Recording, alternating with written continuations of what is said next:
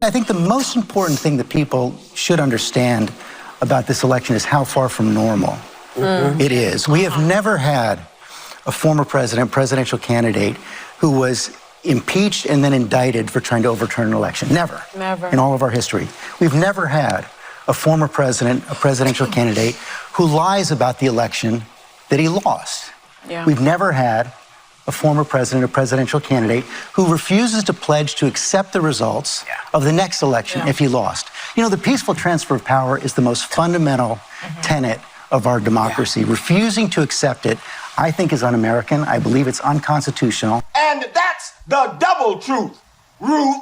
I mean, when I tell you George is on a mission, delivering scathing yet substance-based takedowns of the former president while simultaneously calling to attention how his peers in the media are taking him too lightly, I'm telling you that this political game is his jungle and he's on the hunt. I'm telling you that democracy is his football and it's like Velcro attached to his feet as he dribbles. I'm telling you Trump is Mr. Cosmo and George is hell-bent on defending our future. Alright, that's enough Georges. As I reported a couple of weeks ago, George Stephanopoulos opened up his segment on ABC with one of the most profound and important messages in regards to how we should cover Trump's criminal proceedings, by leading foremost with the fact that this is just not normal and should never be normalized through complacency. And judging by your response, yes, I read the comments and also respond on Twitter, you should follow me over there, you very much agreed with what he was trying to say. Until now, no American president had ever faced a criminal trial.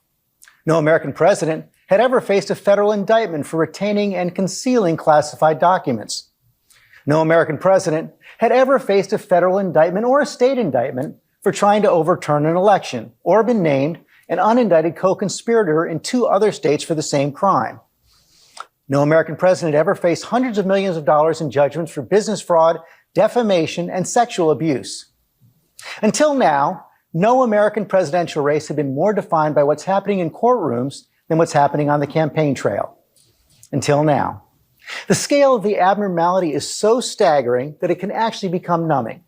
It's all too easy to fall into reflexive habits, to treat this as a normal campaign, where both sides embrace the rule of law, where both sides are dedicated to a debate based on facts and the peaceful transfer of power. But that is not what's happening this election year. Those bedrock tenets of our democracy are being tested in a way we haven't seen since the Civil War. It's a test for the candidates, for those of us in the media, and for all of us as citizens. This time the veteran journalist is back and on The View to discuss a very similar matter, and once again laid bare just how unprecedented all of this is, which we often forget because we're so bogged down by the minute details of his trial, whether it's his aura in the courtroom or his sleeping or his motorcade. We're distracted from the fact that this is just not normal. It's not normal for someone to blatantly refuse to uphold the peaceful transition of power. He's the only president to ever do that, which, as Stephanopoulos described, is the most fundamental tenet of our democracy. And refusing to accept it is not only un-American, it is unconstitutional. What is your point of view It is on close this? right now. I think the polls do show that he's ahead probably in the states that matter the most, largely because President Biden isn't doing as well as he did last time with younger voters and black voters. Why? Because of what? I think there's a lot of reasons for it, but really I think the most important thing that people should understand about this election is how far from normal it is. We have never had a former presidential candidate who was impeached and then indicted for trying to overturn an election. Never. In all of our history. We've never had a former presidential candidate who lies about the election that he lost. We've never had a former presidential candidate who refuses to pledge to accept the results of the next election if he lost. You know, the peaceful transfer of power is the most fundamental tenet of our democracy. Refusing to accept it, I think, is un-American. I believe it's unconstitutional. And I think it's the job of the media to put that into context.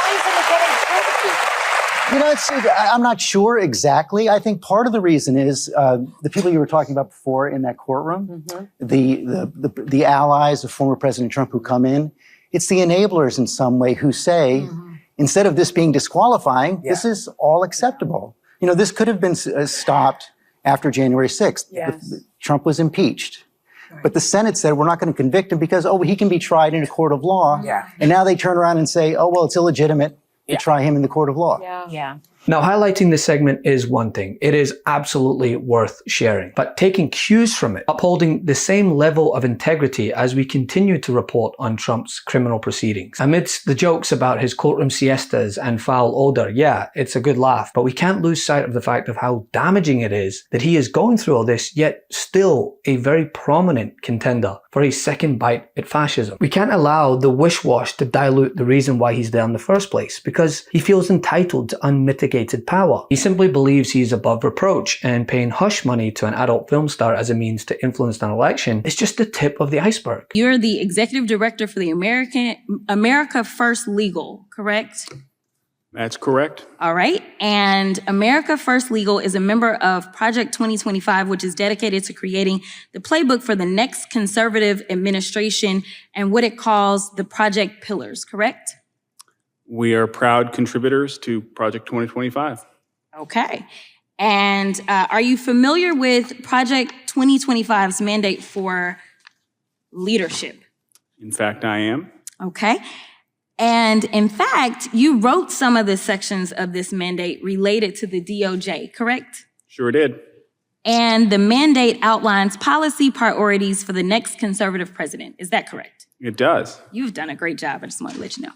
All right, so let's walk through some of the provisions of the mandate. It calls for eliminating the Department of Education, eliminating the Department of Commerce, deploying the military for the use of domestic law enforcement against protesters under the Insurrection Act of 1807. It also has the repealing of Schedule F status for thousands of federal employees to allow a president to replace career civil servants with unqualified partisan loyalists. That's probably my favorite of it. It also prohibits the FBI from combating the spread of misinformation and disinformation, like Russia and China, who are actively trying to interfere with American elections. I don't know why or how anybody can support Project 2025.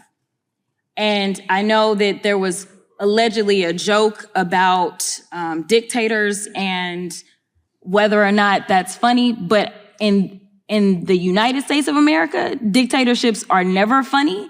And Project 2025 is giving the playbook for authoritarianism as well as the next dictator to come in. I mean, the man has said it himself. He wants complete and utter immunity. And that's not just for the things that he's done, that's for the things that he plans to do. I mean, can you recall any president, past or present, who has felt the need to ask for immunity? I mean, who am I to comment? But if you're asking for immunity, to me, that seems like you're seeking to do something that may require you to face immunity from, I don't know, prosecution. Donald Trump thinks presidents should be allowed to commit crimes. Rubbish. Trump claims that, quote, a president of the United States must have full immunity from prosecution for any crime committed while in office. His lawyers even claim that a president could be immune from prosecution for having a political opponent assassinated. Trump says that anything less than total immunity would, quote, incapacitate every future president. Baloney. It would incapacitate him. He's the only president who's been criminally charged with trying to orchestrate a violent coup. Trump wants to turn the U.S. president into a supreme ruler who's not bound to the same laws that everybody else is. The very antithesis of the bedrock values this country was founded on. A president should not be above the law. This man is not normal. This trial is not normal. The daily court hallway rants are not normal. As plagued as they are with disinformation, they're just not normal. So cover him, yes. I don't subscribe to the idea that he deflates without oxygen. But we can't lose sight of what he's actually there for. It's not a hush money trial. It is an election interference trial. And it is not normal. None of it is normal. It's all unprecedented, and most importantly, how unpresidential it really is. You may not like that Joe Biden is 81 years old, but there's a number that's a little bit higher than that.